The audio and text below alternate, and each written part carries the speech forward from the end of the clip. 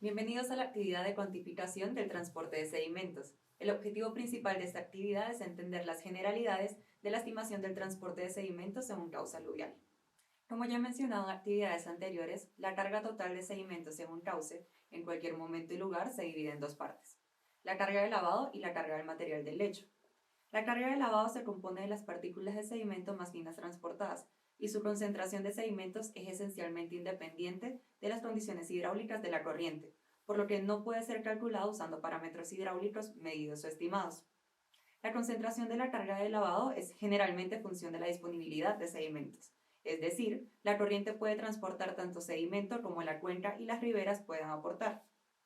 Por otro lado, la carga de material del lecho sí está controlada hidráulicamente y puede calcularse utilizando ecuaciones de transporte de sedimentos. El potencial de transporte de sedimentos es la máxima cantidad de sedimentos que se podrían transportar con base en las características hidráulicas de una sección transversal.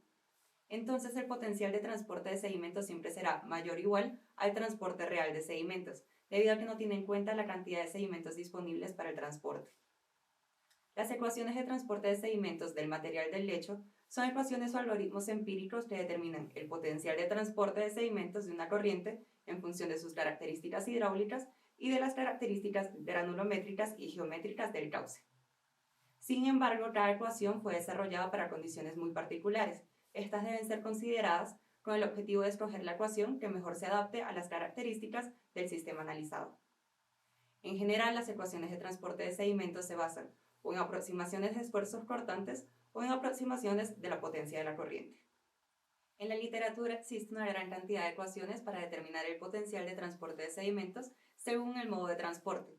Los métodos más completos son aquellos que permiten determinar la carga total del material del lecho.